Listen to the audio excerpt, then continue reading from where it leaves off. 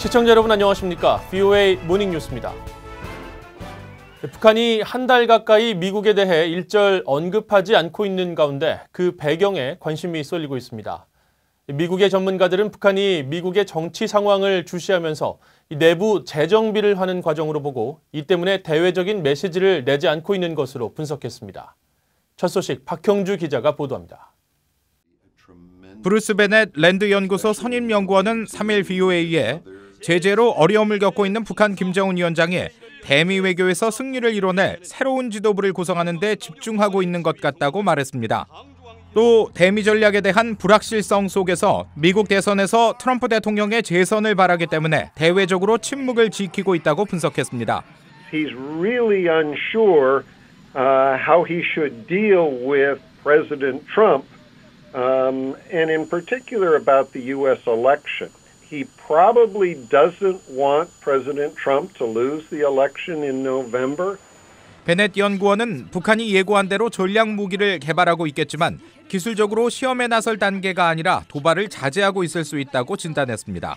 북한이 선거를 앞둔 트럼프 대통령과 합의해도 괜찮을지 관망 중이라는 분석도 있습니다. Kim is probably thinking to himself, do I invest a lot of my own political capital making a deal with Trump? Then November, Joe Biden comes into office and undoes the whole thing. 카지아니스 국장은 김 위원장이 트럼프 대통령의 재선을 확신할 때 침묵을 깨고 협상에 나올 것으로 전망했습니다.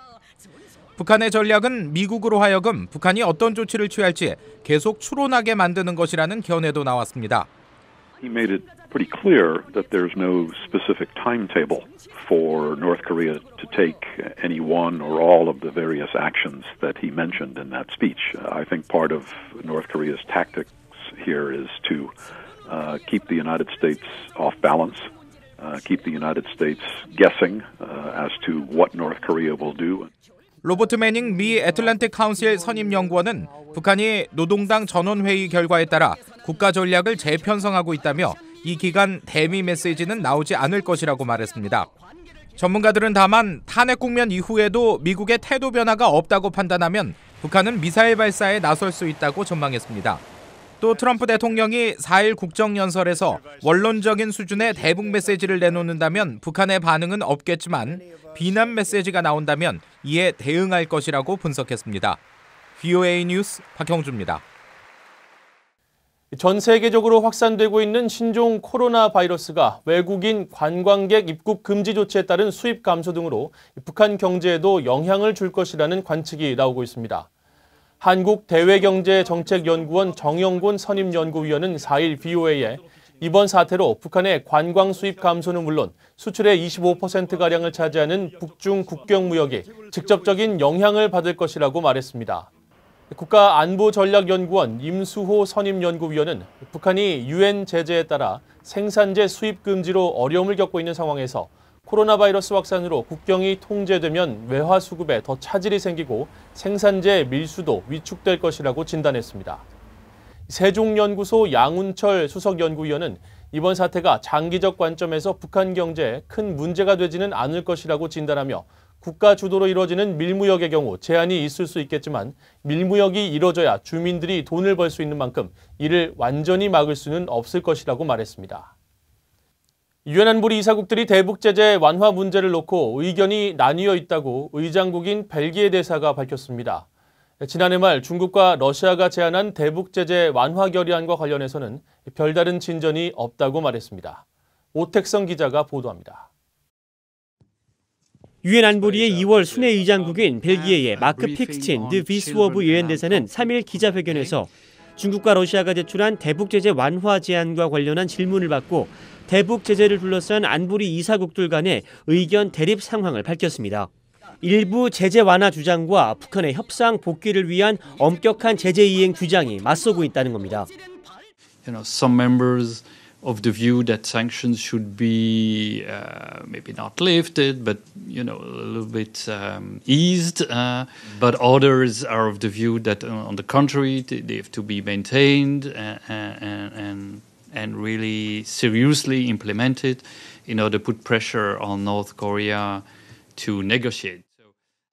비수어브 대사는 그러면서 중국과 러시아의 결의안 제출 이후 안보린의 진전된 상황은 없다고 설명했습니다.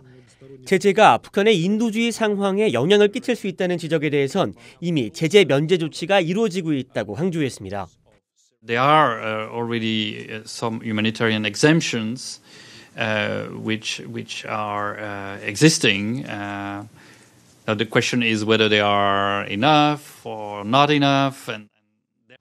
비수어브 대사는 또 안보리 대북제재위원회 의원장을 맡고 있는 독일이 지난 90일 동안 이루어진 제재의 활동을 이달 중에 보고할 것이라고 밝혔습니다. 이와 관련해 유엔 안보리와 관련 기구들의 활동을 전문적으로 다루는 비영리 독립조직 안보리 리포트 SCR은 2월 전망보고서 북한편에서 제재를 둘러싼 안보리의 균형 찾기가 이번 달 주요 관심사라고 밝혔습니다. 보고서는 또 인권 분야가 이달에 주목해야 할 또 다른 사안이라고 지적했습니다. 지난 2년 연속 안보리의 북한 인권 상황 논의가 이루어지지 않은 점을 지적하며 안보리가 북한 인권 상황을 논의하기 위한 회의 소집을 계속 시도할 수 있다고 전망했습니다. VOA 뉴스 우택성입니다. 유럽연합이 안보 위협과 불법 체류에 대처하기 위해 북한을 포함한 105개 국가에 강화된 단기 비자 발급 규정을 적용한다고 밝혔습니다. 유럽연합 대외관계청은 3일 성명에서 합법적인 관광비자 발급 요건 강화를 통해 EU의 관광산업과 무역을 촉진시키고 불법 체류 근절과 안보 위협에 대처하기 위해 2일부터 북한과 러시아, 중국, 이란 등 비유럽연합 국가 105개국에 강화된 비자 발급 규정을 적용하기 시작했다고 설명했습니다.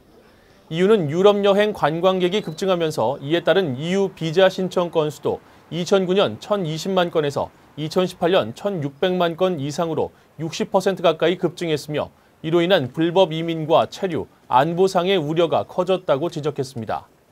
EU는 강화된 발급 규정에 따라 신규 비자 신청자는 비자 신청서와 함께 여행, 체류 계획서를 3개월 전에 제출해야 하며 여행자의 입국 조건 이행 결과도 체류 기간 내내 철저하고 반복적으로 검증할 것이라고 밝혔습니다.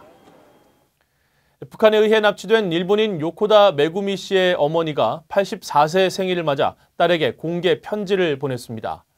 자신과 남편에게 남은 시간이 얼마 남지 않았다며 일본 정부에 납북자 문제 해결에 힘을 쏟아줄 것을 호소했습니다. 김영교 기자가 전해드립니다. 일본의 대표적인 납북 피해자인 요코다 메구미 씨의 어머니 요코다 사키에 씨가 딸에게 쓴 편지가 지난 3일 일본 산케이 신문에 실렸습니다. 어머니는 이 편지에서 자신이 이달 4일이면 84세가 된다면서 나이를 먹기만 하는 생일은 조금도 기쁘지 않지만 메구미라면 밝게 축하해 줬을 것이라고 말했습니다. 딸이 엄마가 할머니가 돼버렸다며 익살스럽게 웃으면서 자신을 안아주는 모습을 마음에 그리고 있다는 겁니다. 사키 씨는 과거 VOA와의 인터뷰에서 사라진 딸의 당시 모습을 기억하고 있다고 말했습니다. この写真の通りのものばっかりですね、浮かぶのはね。年代全部いろいろいなくなった時の13歳の時までの 메구미 씨는 1977년 11월 13살 어린 나이에 일본 니가타현에서 하굣길에 실종됐습니다.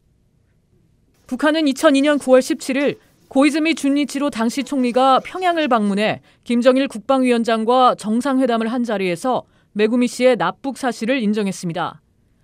그리고 2년 후 고이즈미 전 총리가 두 번째 방북을 했을 때 메구미 씨가 우울증을 겪다 자살했다며 유고를 일본 측에 넘겼습니다. 하지만 DNA 감정 결과 이 유골은 가짜로 밝혀졌고 지금까지 메구미 씨의 정확한 생사는 확인되지 않는 상황입니다. 사케이 씨는 편지에서 일본 의회에선 납치 문제가 다뤄지는 경우가 거의 없다면서 아베 신조 총리가 결의를 관철시켜 모든 납치 피해자를 구해내 조국 땅을 밟게 해주길 바란다고 촉구했습니다. 아베 총리는 지난해에 이어 올해도 북한 김정은 위원장과 조건 없는 정상회담을 할 의향이 있다고 밝히고 있습니다. 하지만 일본의 지속적인 정상회담 제안에도 북한은 응하지 않고 있습니다. VOA 뉴스 김현교입니다. 10대 탈북 남성 한 명이 지난달 난민 자격으로 미국에 입국한 것으로 나타났습니다. 미 국무부 난민 입국 현황 자료에 따르면 지난 1월 탈북민 한 명이 난민 지위를 받아 미국에 입국했으며 탈북민이 난민 지위를 받아 미국에 들어온 곳은 2018년 11월 이후 14개월 만에 처음입니다. 이 탈북민은 한국을 거치지 않고 태국에서 난민 지위를 받아 미국에 입국했으며 현재 미국 동부 버지니아주에 정착했습니다. 지금까지 미국에 정착한 탈북민들은 지난 2006년 5월 이래로 모두 219명입니다. 이상으로 VOA 모닝뉴스를 마칩니다. 시청해주신 여러분 고맙습니다.